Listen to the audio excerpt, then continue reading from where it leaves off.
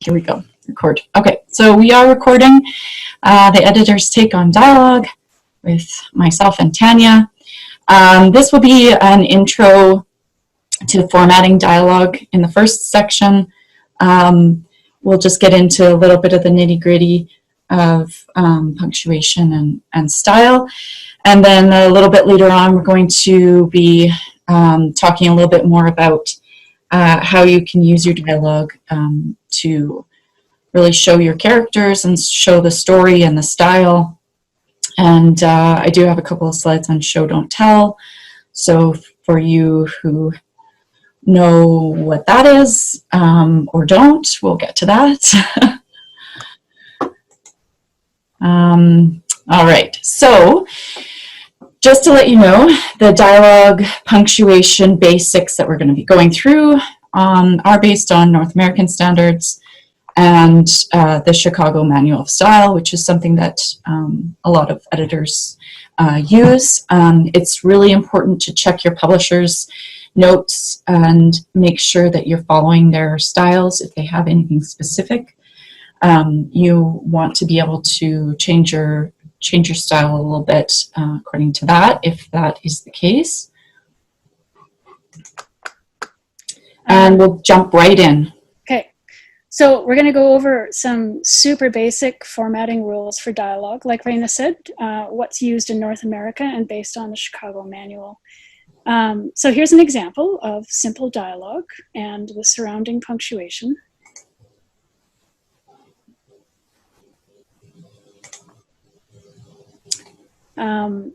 Dialogue, of course, is the part that's within the quotation marks, while the dialogue tag is the part of the same sentence that is outside the quotation marks. In North America, the comma separating dialogue from dialogue tag, if the dialogue tag follows the dialogue, goes inside the quotation marks.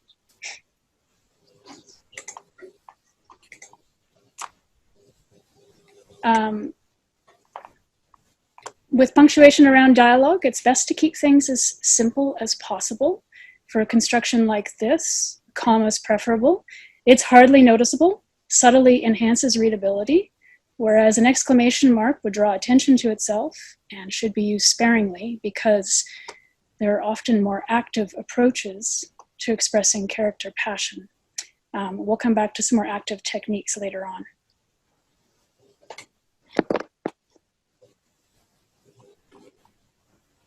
I think that one's you, Raina. All right, thank you. You're already at 11? Goodness. Okay, so we're talking about fronted dialogue tags on this one. So that obviously means that he said, she said piece is coming in front of the dialogue. So what you want to make sure that you do is capitalize that first word in the sentence if it's before the dialogue, and then you want a comma after the dialogue tag, as you can see here in green.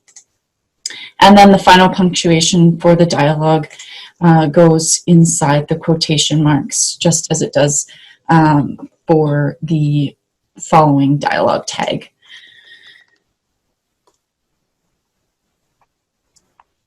Is this you, Tania? What slide are we on? Sorry. That's all right. I was paying attention to the chat room. There was a question about whether there was a copy of the presentation afterwards, and I think. I think. Yeah. For sure. This one's a pretty basic one, so we can make it available. And then, because we are recording it, we can we'll be posting it to the YouTube channel, so not to worry about that. This is me, I think. The function of the dialogue tag is, of course, to orient the reader in a conversation between two characters. It lets the reader know who's talking and the action they might be taking. A sentence with dialogue in it can be as simple as the dialogue tag and the dialogue, as in, he said, "Hi, you must be Jessica," or, "I can't believe this," she said.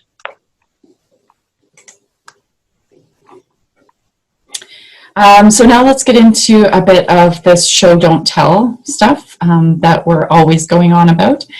We want to avoid adverbs in dialogue tags, and we pretty much want to avoid adverbs at all. And what is an adverb? It's that ly word. So what we want to do instead is use an action. This gives us a better image than adding an adverb or an exclamation point, and it gives us more action to the story. So instead of saying, I can't believe this, she said angrily, there's that ly verb, angrily, that's the adverb that we want to get rid of.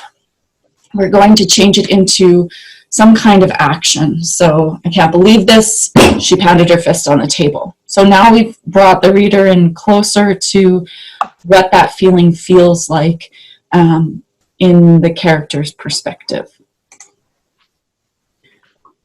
Another example is, I can't believe this, she said happily. So again, happily is that adverb versus something like, I can't believe this, she said with a smile. So now we're seeing, you know, she's clearly showing this emotion instead of us just telling the reader she's happy about it. Okay, so sometimes you don't want to use a dialogue tag. Sometimes you'd rather use a complete sentence that describes the action following the dialogue. So if what follows a dialogue is a complete sentence, using the same speaker, you would add a period inside the quotation marks at the end of the dialogue. And you would, of course, capitalize the first letter at the beginning of the following sentence. I'm jumping ahead, Raina, I'm sorry. Great. Raina's in charge of the flipping the slides and it's hard to tell what's coming up. The clicker again. She's the clicker. And of course, you need to have appropriate punctuation at the end of the sentence that is giving the description. Okay, so now we're going to move into beyond these very simple basics of the punctuation. And spicing up our dialogue a little bit more. So we've talked about the dialogue and the dialogue tag and having action, but what if you want to add them all together? So here's an example. Hi, you must be Jessica. Note that there's a comma inside the quotation mark, and then a quotation mark. I said, which is the dialogue tag, and then reaching my hand out to take hers with a period at the end. So here we have that dialogue piece, hi, you must be Jessica, then a tag and the action. So it really gives your readers a better sense of what's happening in the scene. Okay, so he's not standing back and, you know, really uncomfortable with the situation. He's taking some ownership and he's reaching his hand out and he's trying to take hers to say hello. You might have dialogue tag, action, and some more dialogue from the same speaker.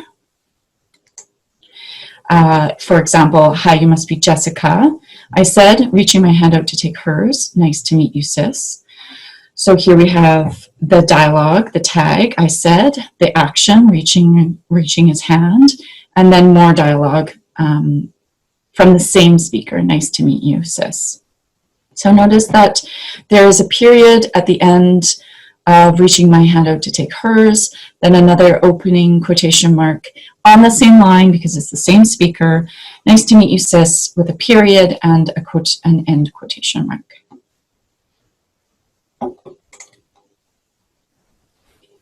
Tania, I don't know where we are in terms of numbers. So. It's still you, I think. I don't okay. Stuff. I should have numbered the slides. I apologize. Then if the first line of dialogue is followed by dialogue from a different speaker, we want to make sure that we hit that return button and make a new line. So here we go. Hi, you must be Jessica, I said, reaching my hand out to take hers. That's speaker one. And yes, that's right, she said, is that next speaker. So definitely have it on another line. Action without the dialogue tag needs to be a new sentence, as Tania showed us earlier. Hi, you must be Jessica, period, inside the closing quotation mark. I reached my hand out to take hers. Here's another period before we open the quotation again. Nice to meet you, sis. So this example does not have that dialogue tag. It just has that action of him reaching his hand out, right? So you want to make sure that you keep those as separate sentences with their separate punctuation.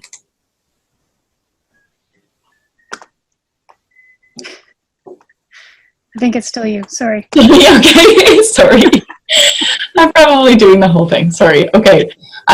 So use of dialogue tags prevents something that we call talking heads. And talking heads is basically just a wall of dialogue without mention of who is speaking and what's going on, where they are. So this can look like something like this. Hi, you must be Jessica. Nice to meet you, sis. New speaker. Yes, that's right. New speaker. Great. You two have met. New speaker. Let's get started. New speaker. Let me just get Tyler over here. So in this instance, we don't know. We know there's two different speakers, but the fact is in this, there's actually a third character who has popped into the scene and is also talking, which is the great you two have met line. So if you don't have dialogue tags, it can be really hard for your reader to follow what's going on. So you want to avoid that, but you don't necessarily need to use them all the time if it's very clear that it's two people back and forth talking, and you're not going to confuse your readers about what's going on. Another thing to note with an example like this is that you've not given any context to what the action of the characters are. So your reader gets bored, right? This is just a wall of dialogue. We don't have any information on how they feel or what they're doing, where they are, so that can be really difficult to read. This specific scene is in a coffee shop, so you want to fill in some of those details. There's three different people, then there's another person over to the side. So we have to give the reader a little bit more information about what's going on in that sense. And then also, as I said before, you want to add in the action pieces so that you show your readers how these characters are feeling about, obviously, this meeting that's occurring, that is a first meeting. So let's look at something that takes that to the next level. So here we go. Hi, you must be Jessica, I said, reaching my hand out to shake hers. Nice to meet you, sis. So now we know, okay, there's I, whoever that first person is. He's trying to initiate some kind of contact with somebody who he's just met, so that gives you an indication of his character. The next line is her responding. Yes, that's right, she said. Here, as an editor now looking at this a couple days later, you might add something about how she's reacting to it. So, yes, that's right, she said, but she didn't take my hand, something like that, right? Then the next line is, great, you two have met. My grandma set a tray of drinks on the wobbly cafe table.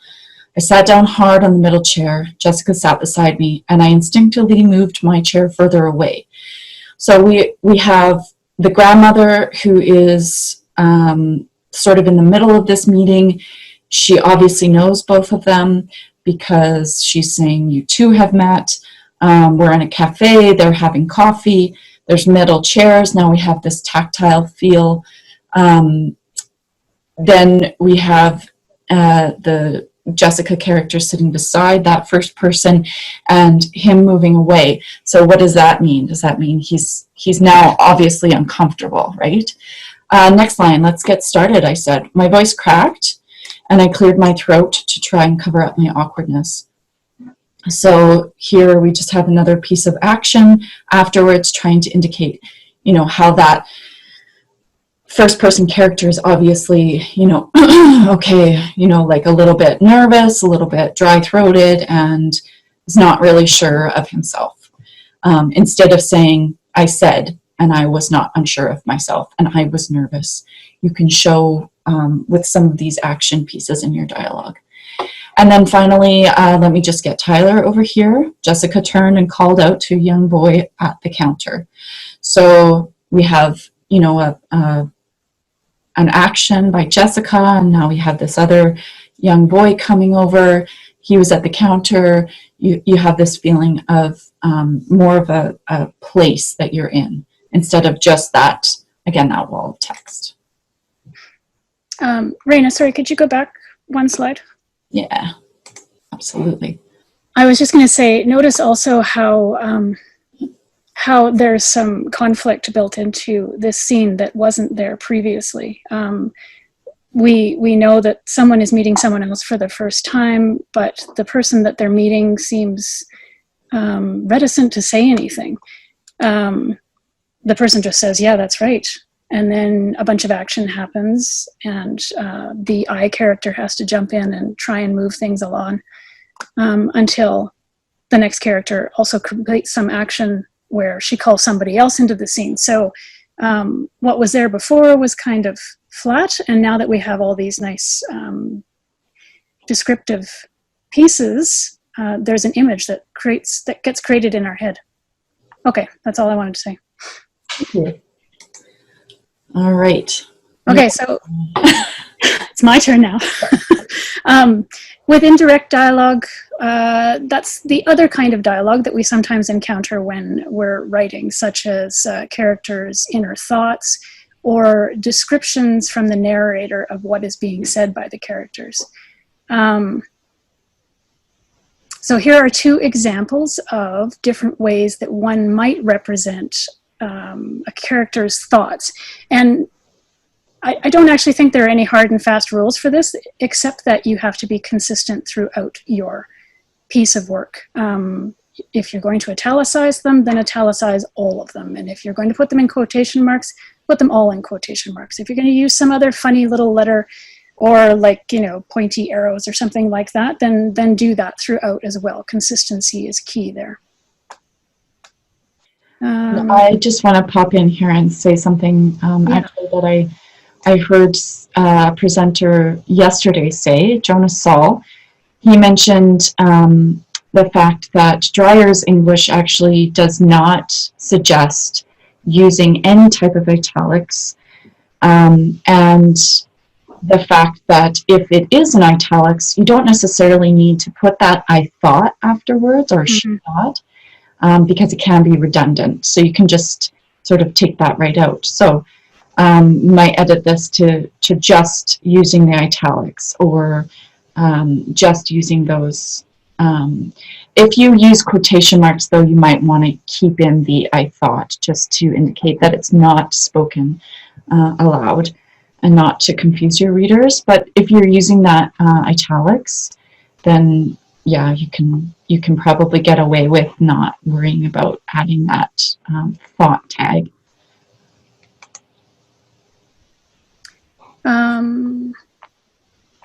Right, okay, sorry. So if you're describing people's conversation that's happening without using dialogue, like you might want to avoid using dialogue all the time to avoid creating the sensation of a kind of pit-a-pat or ping-pong back and forth. And you can do that by simply describing what's happening. So rather than saying something like, no, he said, you could write, he shook his head. Or, yes, she said, you could use, she nodded. So those are basic formatting things that we as editors use in North America. And you guys probably know all of those already. I always have to look them up whenever I'm writing, so I always forget. So I always thought it was worth reminding people of what the formats are. But as an editor, there are other things that we look for when we're reading dialogue. Raina, I'm going to pass the first two over to you. Thank you. So like Tania said, other things that we look for when we are reading or editing, depending on what we're doing here, so is this story and style. So for example, does each character have a unique way of speaking? So A character's dialogue is going to be an extension of their personality. You're going to want to put in specific vocabulary. You're going to want to put in maybe specific ways of how their how their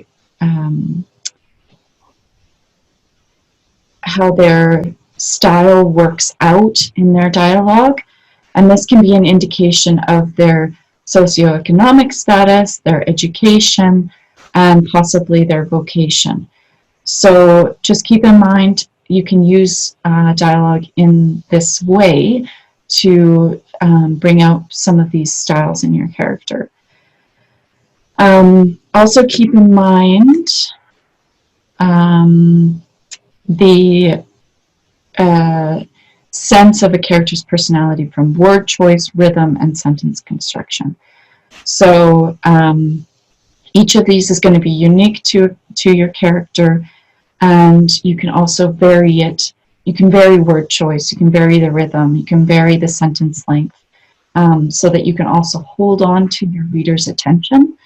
And that variation is just going to keep it from feeling like, as Tania said, that ping pong back and forth, right? You want to sort of make sure that one, unless you're doing it for a purposeful reason, not one person who's, giving a monologue and then afterwards, the second character saying yes. You want to make sure that you vary it and really bring out some of these characteristics from your character. Also keep in mind that there are different registers the way we speak. So if I'm giving a presentation, I speak a certain way. If I'm talking to you one-on-one, I'm obviously going to speak a different way.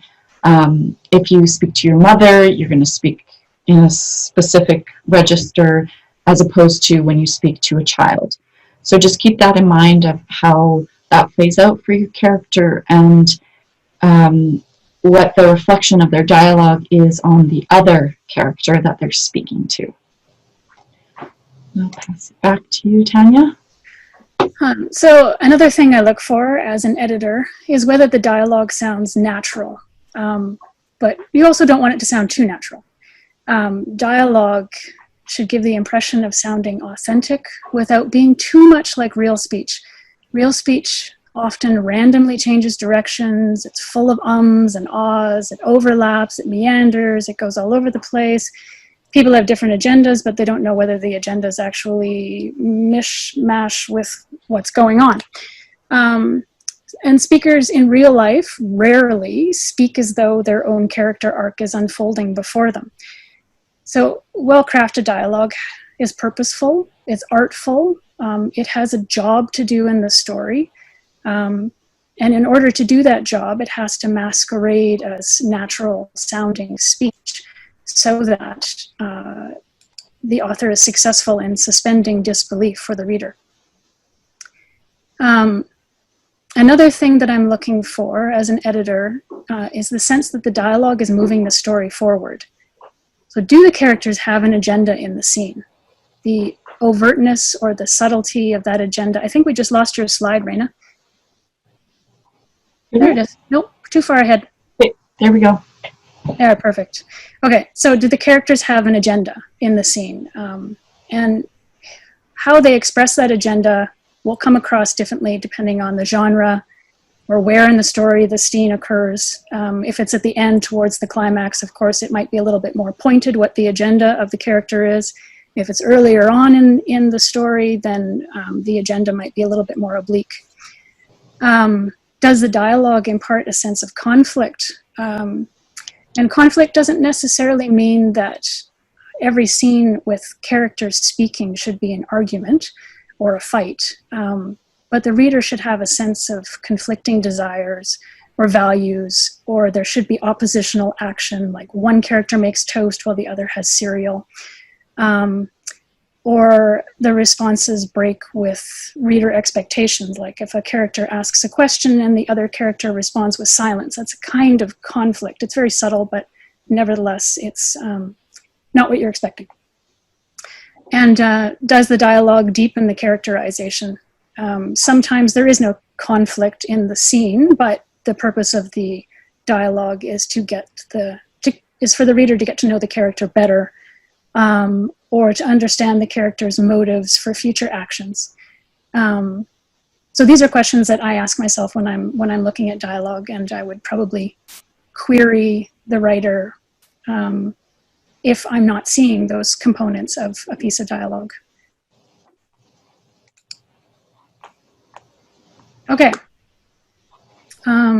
We have just boogied through this. Yes.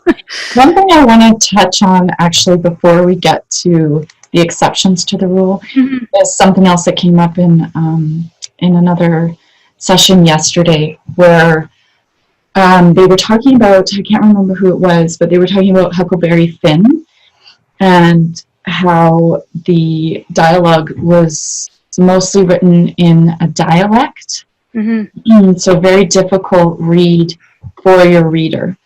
So you especially want to make sure that you're not using stereotypes or any type of dialect that's going to offend people. Just keep it simple. It doesn't need to be rocket science. If you need to express that there's something going on with the character, then use his actions to do so.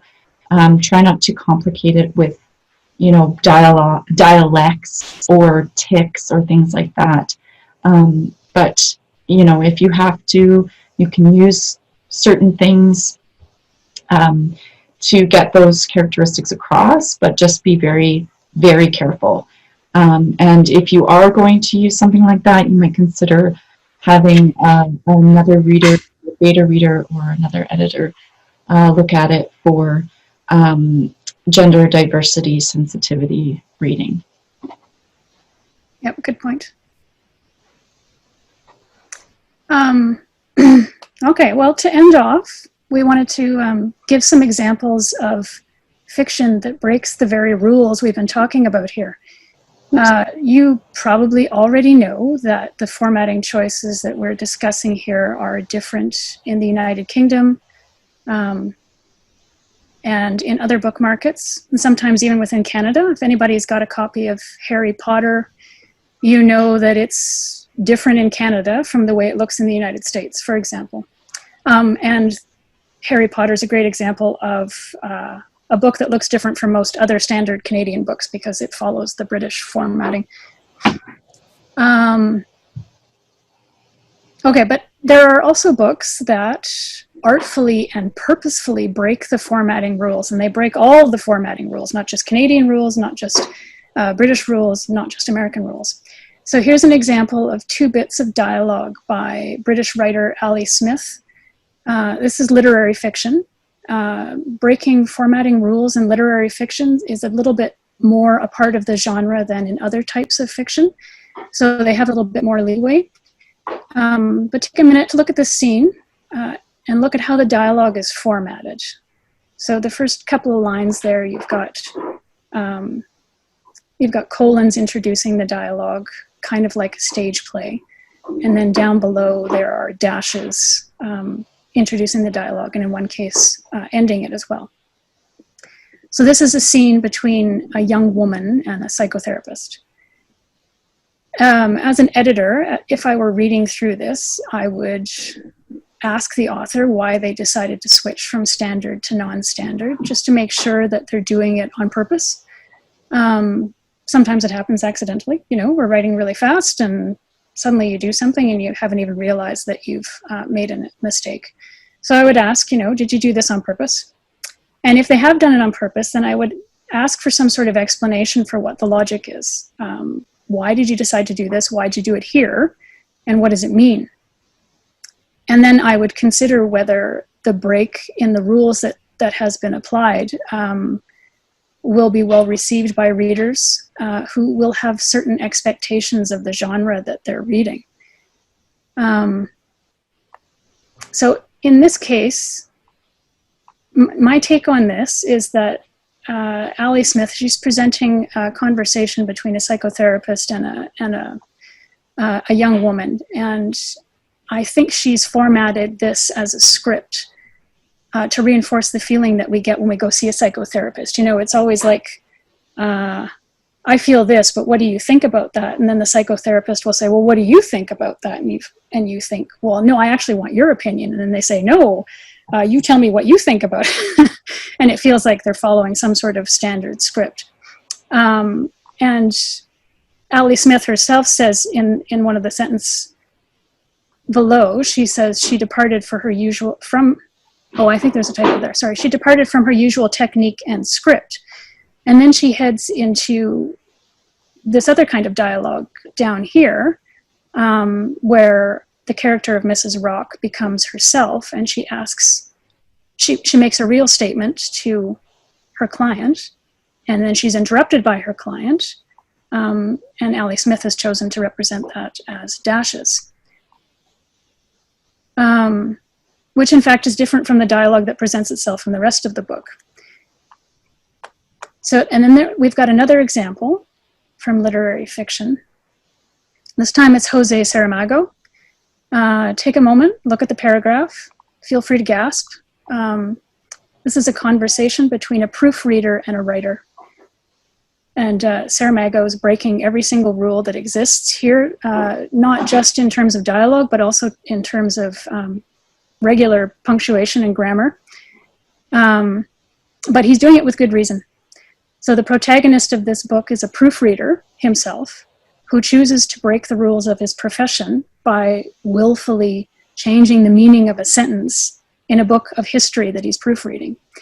And by changing the meaning, he changes the dominant narrative of history and asks the reader to question what they know of as the truth.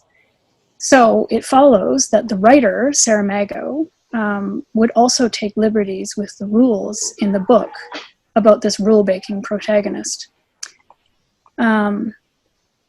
These two examples, they're exceptions. And, you know, as the old saying goes, writers have to know the rules before they can break them. But you can break them, provided the deviations are logical and consistently applied according to that logic, and provided that the break is reasonable within the expectations of the genre. And that's all I have to say about it. And that's all that I have to say about it as well. So here we have a few other resources that you guys can check out and let us know what you think. One is obviously the Chicago Manual of Style. So check that out. I think, did you tell me that, Tania, yesterday about it having a fiction section now? Yeah, so on the website, some of the website is locked unless you have a subscription, but on the blog part of the site, there's a subsection of the blog, I think, that's called Fiction Plus. And it's got all of these great articles in it about an editor's perspective on editing fiction, which of course includes some helpful tips for writers and what they can expect when they send something to an editor and how they should change their script accordingly. Monica, I see your note. I'll put it in the chat here in just a minute. The next resource is the editorsblog.net. I really like this one. I've sent it to a couple of different clients about punctuation in dialogue. It goes through every type of dialogue you could think of and shows you how to punctuate it properly. But I do want to remind everybody that punctuation in dialogue can also be learned from reading. So make sure you're reading a lot. You're reading the genre that you want to write, and you're reading, outside your genre as well, and pay attention to those little pieces, that punctuation. And the next one is just another one, how to write dialogue. And then, Tania, do you want to explain the other two resources? When we were preparing for this presentation, I was looking at all the editing and writing books I had on my shelf, and I was surprised to find very few of them actually had any advice about writing dialogue specifically or editing for dialogue. But then when I started reading a little bit deeper, I realized that the reason for that is also one of the downfalls of writing bad dialogue, and that's putting too much emphasis on the dialogue as a isolated element of writing. It should work in concert with all of the other tools that you're using to create a story. It shouldn't do all the expositional work. It shouldn't do all of the characterization work. It should be kind of like spice. So 2 books that I found that talked about dialogue in a useful way are the 2 that are here. Attack of the Coppola Spiders, which has all sorts of great stuff in it, not just dialogue. The dialogue part's actually quite short. And then The Anatomy of Story, which is more for screenwriters, but at the same time is also great for structuring novels, short stories, and also talks a bit about dialogue. Great. So I think we have a question or 2 in here. Or maybe just a comment from Randall, actually, first. As a reader, I get really annoyed with dialect, especially full-on country Gaelic. Dinna, canna, nothing must have auto-corrected. It slows the pace. So yeah, Randall, you're right. I think that you can really catch your reader. Unless you're Diana Gabaldon, you're probably not going to be doing this. So on your first go, try and just keep it simple. Do you have anything else to add, Tania? No, I totally agree. Unless, like the 2 exceptions we saw, there's no dialect used in those, but if there's a good reason for it, and if you can justify it, and if you don't annoy your readers too much, if that's part of the expectation of the book, okay, sure. Use it and use it sparingly. But I think it detracts from the actual story you're trying to read. And notice that you're going to lose Randall, because he's not going to want to read your writing. That's right, yeah. You might end up, losing some of your readers. They'll just put your book down, and that's not what you want to do, right? So, next question is from Cody. Is dialogue always verbal, or can it be emails/texts between characters? That's a great question. Yeah. I've seen this a couple of times where people have used emails and texts. You can't do the same thing you can with verbal dialogue. Like, you can't insert descriptions of what's going around the room in the middle of a single text, right? You would have to do it in between the texts. And I would say, again, just be consistent in the way that you present what those emails or texts look like. If all of your texts are italicized, make sure they're actually all italicized. Or if you're going to put them in little text boxes, which I actually wouldn't recommend, but that's for formatting issues rather than other good reasons. Just consistency is key, I think. Raina, do you have any thoughts on that? Sorry, I'm just trying to get this other piece in here for everybody, but I think you pretty much summed it up there. It depends on what you want to do with that text or email.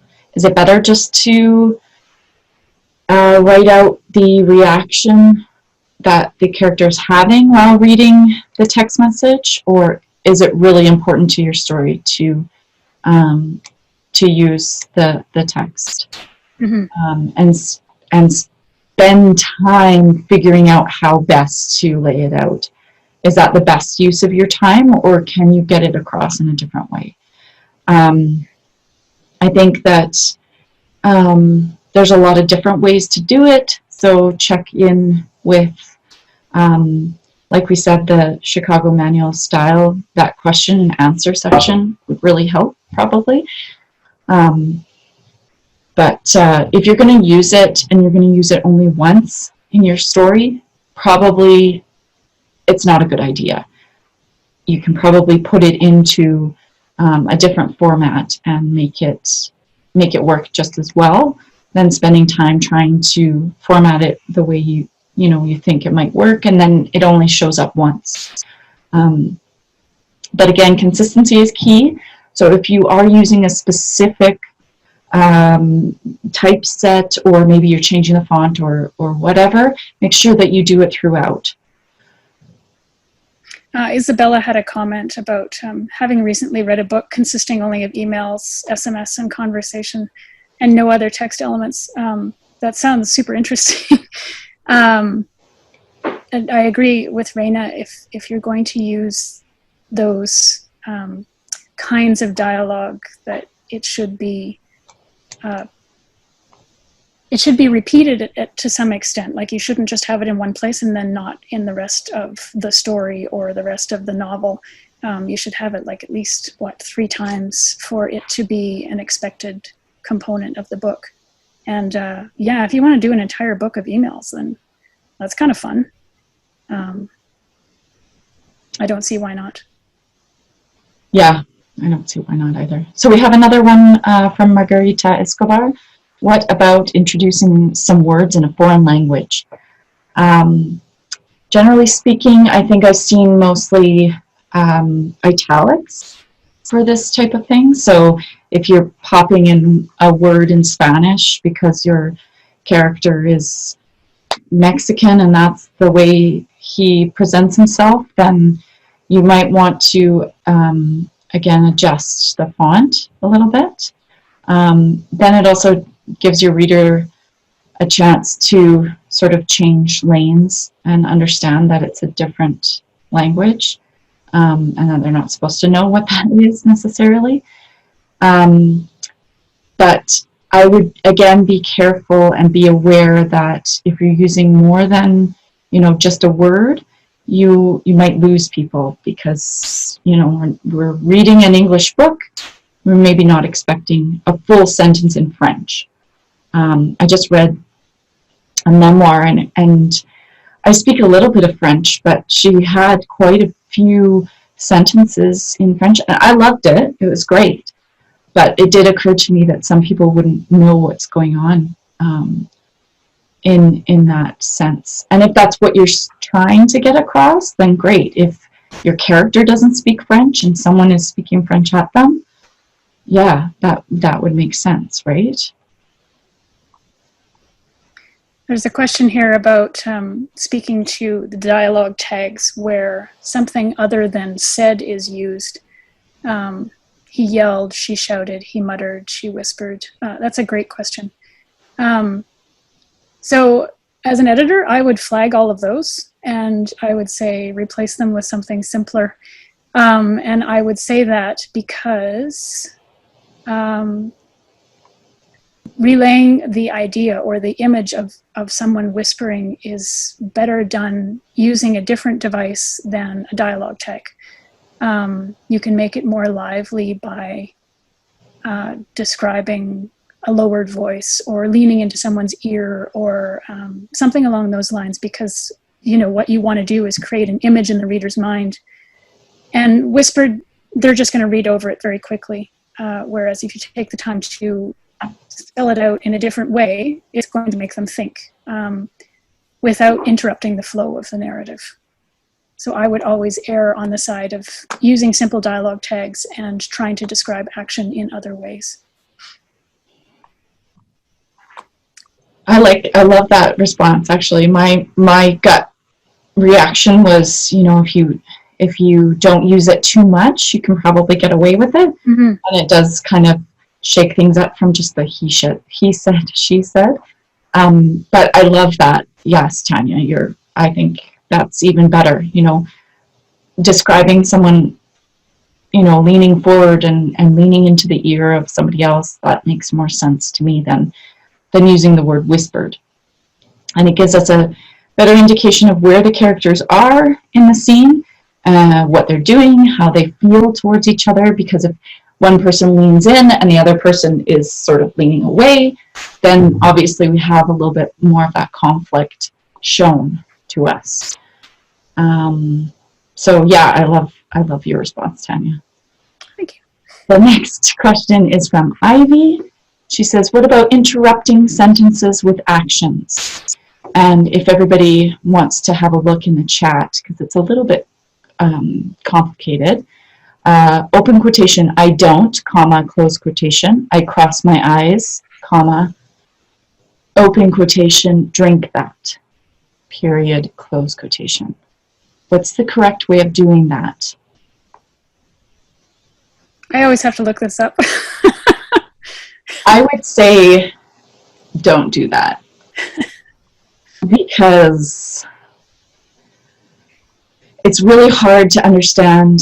For me, that first time that I read it, I thought that this should be two different sentences. I don't, period. Yeah. Cross my eyes.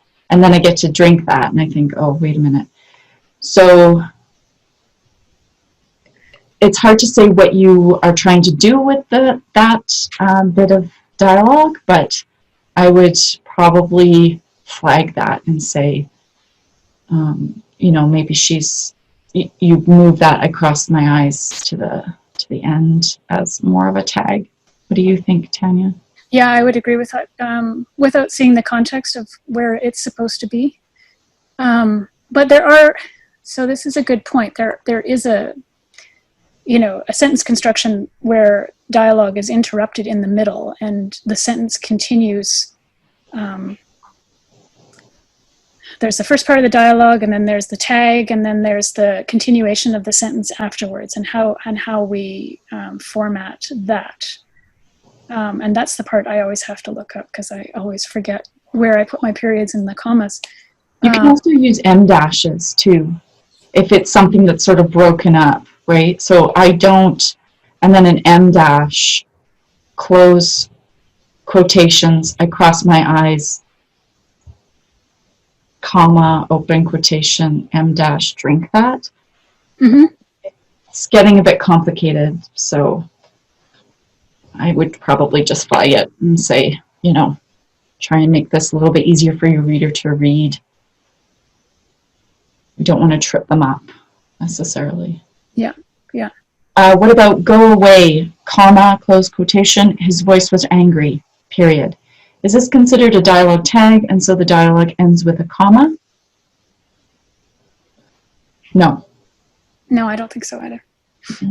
Would be go away, period, close quotation mark. His voice was angry. But again, his voice was angry is, that was is the copula. So how can you show, because this is a telling, was is an indication of a telling, how can you show that he's angry or that his voice is angry? Maybe it's cracking, maybe it's raising, something else is happening physically so that you can get that emotion across instead of just telling your reader that he's angry. I'm not sure. Oh, here we go. Got another one down here. If we aren't supposed to italicize inner thoughts and adding she thought slows the pace, what do we do? Yes, so Laura Jean asked that. Hi, Laura Jean, nice to see you. So yes, I might have been a little bit unclear about that. If you don't italicize, it's going to be confusing if you don't put a tag on.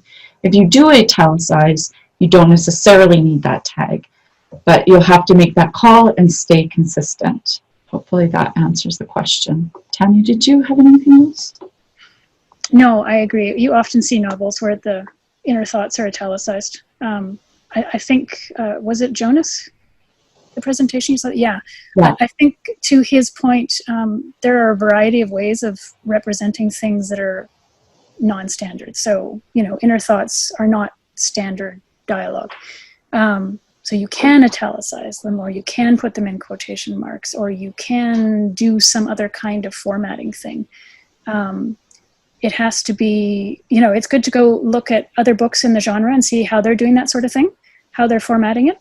Be consistent throughout, and just make sure you're not inadvertently breaking your reader's expectations by doing something crazy, like what we saw in the Saramago text, for example.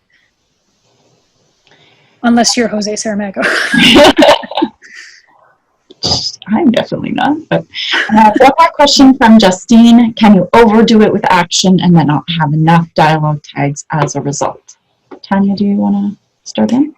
Yeah, I think you can. So the other thing I'm looking for when I'm editing is the rhythm and the flow. And ideally it should go, you know, it should flow between description and action and dialogue, and then more description, more action, more dialogue.